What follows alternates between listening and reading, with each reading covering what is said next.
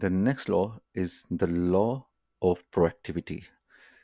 Under the boundaries of marriage, proactivity is a very creative and good quality in a person.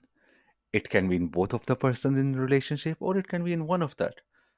Maybe it's not in both of them, but if it is present, it saves a lot of hassle, because what happens is you have to make boundaries because and based on your values, your likings, dislikings, and routines.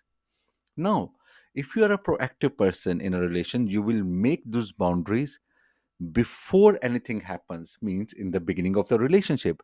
But lazy people and worse people in relationship, what they do is they are reactive. They try to make boundaries after something has happened. It doesn't mean they cannot rectify that. It is very hard at that time. So you have to be proactive in a relationship. You have to be feasible enough and sensible enough that you can be proactive and start discussing at the beginning of a relationship. This is what I'm expecting, this is what you should be expecting, and they should be conveying the same message. Means you should both be proactive in a relationship. Whenever you start seeing some gaps or you start seeing a situation coming up, you have to be proactive and sit down with your partner and discuss boundaries about that particular situation, how you want them to react, how you will be reacting or acting in that particular situation.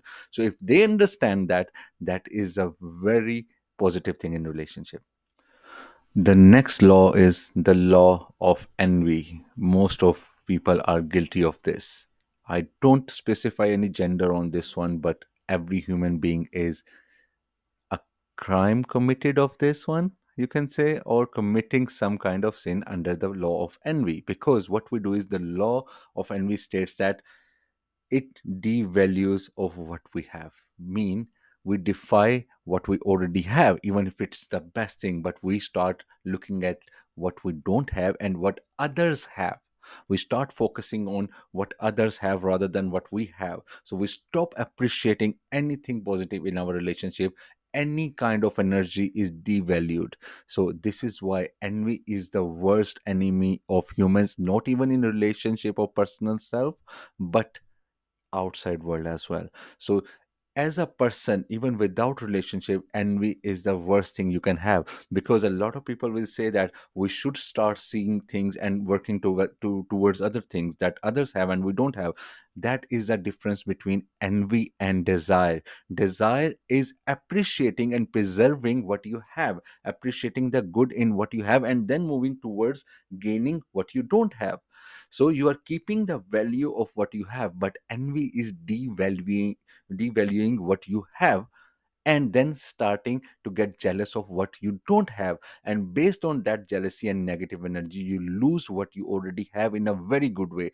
A lot of people, they lose their relationship and the energy in relationship just because they get envy, and they don't focus on the part where they are losing the goodness in relationship, just because they are forgetting what they already have in a good way in their relationship, and they are starting to focus on the things that they cannot control, they cannot change. That is where we'll be discussing in our very few next lectures, after a few next lectures, of mindfulness. That's another part we'll be discussing, where you have to start appreciating what you have now and what you have to learn to enjoy and live what you have now rather what you don't have. This is where you mess up the personal life and the relationship. The next law is law of activity. Activity, as it says, means being active. It doesn't mean you have to move forward, right, and left continuously. It means you have to be active in creating boundaries. You have to take the initiative in creating boundaries, because most of the relationships are based on two things. One partner is active and the other is passive.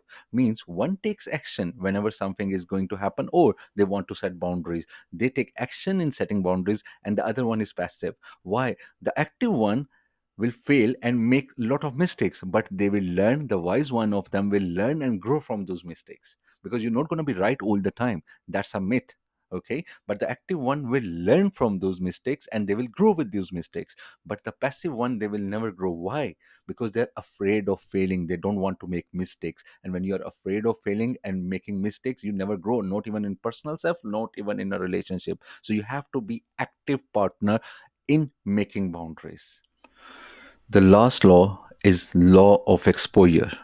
Both love and your growth in love needs healing and continuous stepwise growth. How does this happen? It happens with the law of exposure. For example, if with all the previous laws you are the best person to setting up boundaries and you are active partner setting up boundaries, but you are not exposing your boundaries to your partner, how on the hell are they gonna know that what do you need, what do you don't need, how you want them to act or react? How do they know that? They are not machines. They are not superficial human beings. They don't have superpowers because they have not developed that part, they have not developed that intimacy yet with you. So you have to expose your boundaries to your partner to bring about the best energy in your relationship. So exposing yourself, your inner self, and your weaknesses and your strengths inside a boundary.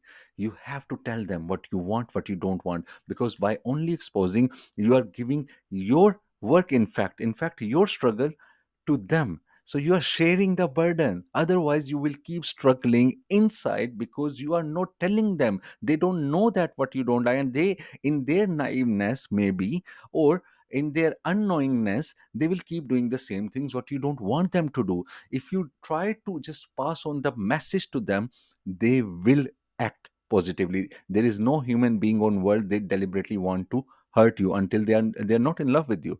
So to have a healthy relationship, you need to have exposure of your boundaries to your partner. Hopefully you have learned a lot with these laws and you will try to implement and learn these things and implement and grow. So please subscribe, share. If not, again, your loss. Thank you very much. Thanks a lot.